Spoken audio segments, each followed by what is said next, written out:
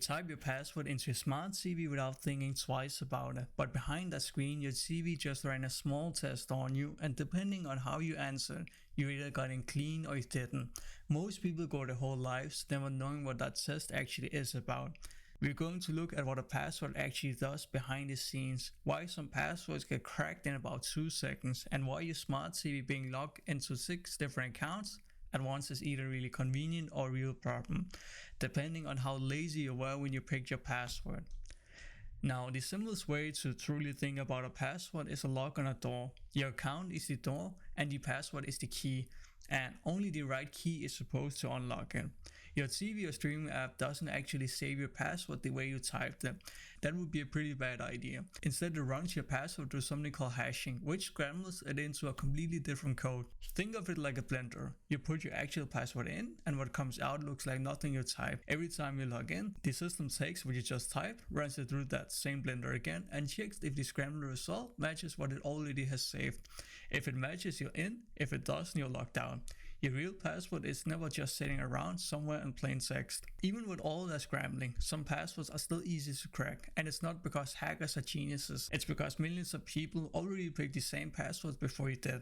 Now, passwords like 1, 2, 3, 4, 5 or 6 or password or your name plus your birth year gets used almost constantly. Hackers have already built a massive list of the most common passwords, and they've already worked out what those passwords are into once they get scrambled. When a hacker steals a pile of scrambled passwords from some company that got hacked, they're not guessing randomly. They just compare what they stole against their list, and if your password was common, it's already on their scrambled version or not. It's not that someone cracked some secret code specifically about you, it's that your password was never actually yours to begin with. A few million other people got there first. For passwords that aren't on some common list already, hackers use a different method called brute force, which is just trying everything until something works. These are programs, not people, so they don't get bored and don't need breaks at all. They try password after password thousands of times a second for as long as it takes. A short password doesn't have that many possible combinations, so a program can shoot through all of them pretty fast. Add a few more characters, throw in some numbers and symbols, and the number of possible combinations explodes. What takes a program seconds for a short password could take years, sometimes far longer for a long one. It's not about the password looking clever, it's about how many possibilities the program actually has to work through. Your smart TV is usually logged into a bunch of accounts at once. Your Netflix, your YouTube account, and Prime Video. Sometimes even your email if you set it up that way. That's convenient until it actually isn't. A lot of people reuse the same password everywhere because remembering 15 different passwords is annoying. If a hacker cracks one of your accounts, the first thing they'll try is the exact same password on your other accounts, your email, your bank, whatever else you got. This is called credential stuffing. It's not some advanced hacking technique. It's just trying the same key on every door in the house because a lot of people never bother to change the locks. Once you know what's happening under the hood, it's easier to see what actually makes a good password. Length matters most. 12 characters more is a solid target. Mixing in letters, numbers, and symbols adds even more combinations for a guessing program to work through. Skipping personal details like your name or your birthday or your dog's name matters too, since those are usually the first things hackers try. An easy way to build one without losing your mind trying to remember it. Pick 3 unrelated words, something like turtle, lamp, and river.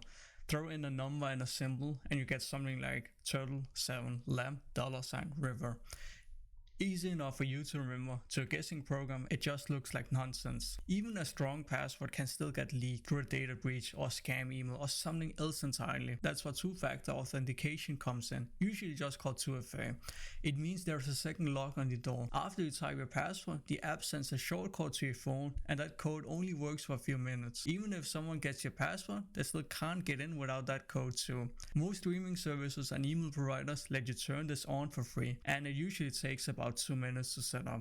Compared to dealing with a hacked account later, that's actually nothing. Now you know what's happening every time you type a password. It gets scrambled, it gets checked, and how strong it is decides how long it would take someone to break through it. Now here's an action step. Pick one account today, your streaming app, your email, your smart TV login, whatever.